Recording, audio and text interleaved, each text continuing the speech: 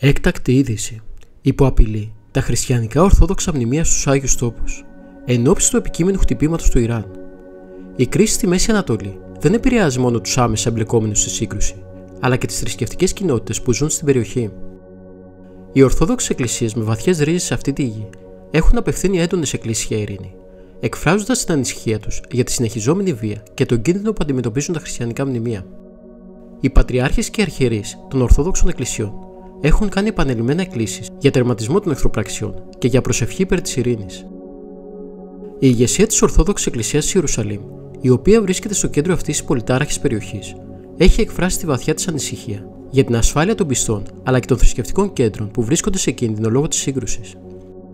Ιδιαίτερα, η Εκκλησία του Παναγίου Τάφου στην Ιερουσαλήμ, ένα από τα πιο ιερά μνημεία για τους χριστιανούς σε όλο τον κόσμο, βρίσκεται υπό απειλή λόγω της κλιμάκωσης της βίας. Άλλα σημαντικά χριστιανικά μνημεία που βρίσκονται σε περιοχές συγκρούσεων, όπως η Βιθλεέμ και η Ναζαρέτ, επίσης κινδυνεύουν. Η Εκκλησία της Γεννήσεως στη Βιθλεέμ, που τιμά τη γέννηση του Ιησού Χριστού, έχει βρεθεί πολλές φορές στο παρελθόν στο επίκεντρο των συγκρούσεων, και υπάρχει φόβος ότι η αστάθεια στην περιοχή θα μπορούσε να την επηρεάσει ξανά. Παρομοίως η Βασιλική του Ευαγγελισμού στη Ναζαρέτ, ένας τόπος που τιμά το γεγονός του Ευαγγελισμού της Θεοτόκου, βρίσκεται επίσης κοντά σε έντονες συγκρούσεις και οι τοπικές θρησκευτικές αρχές ανησυχούν πολύ για την ασφάλειά του. Οι Ορθόδοξες Εκκλησίες, μέσω των Πατριαρχών αλλά και των Ιεραρχών τους, προσπαθούν να κινητοποιήσουν την παγκόσμια χριστιανική κοινότητα και τους πολιτικούς ηγέτες για να προστατευτούν αυτά τα μνημεία. Παράλληλα, έχουν απευθύνει έκκληση προς τους εμπλεκόμενους στη σύγκρουση να σεβαστούν τα θρησκευτικά μνημεία αλλά και τους προσκυνητές που τα επισκέπτονται.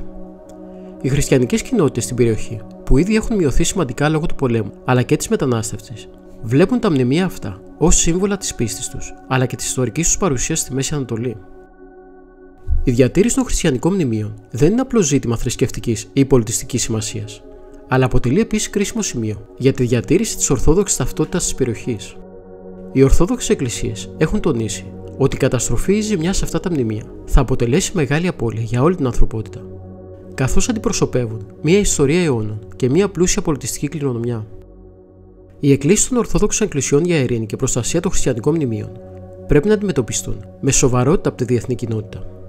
Η προστασία αυτών των μνημείων είναι αναγκαία για τη διατήρηση της θρησκευτικής και πολιτιστικής ποικιλομορφίας της Μέσης Ανατολής και για την αποτροπή μιας παρετέρω διάβρωσης της χριστιανικής παρουσίας στην περιοχή. Στον πυρήνα αυτών των εκκλήσεων βρίσκεται η ελπίδα για μια ειρηνική συνύπαρξη όλων των θρησκευτικών κοινότητων στη Μέση Ανατολή. Μια συνύπαρξη που θα σεβαστεί και θα προστατεύσει την πλούσια κληρονομιά που κρύβουν τα μνημεία της περιοχής. Ο Θεός να βάλει το χέρι του.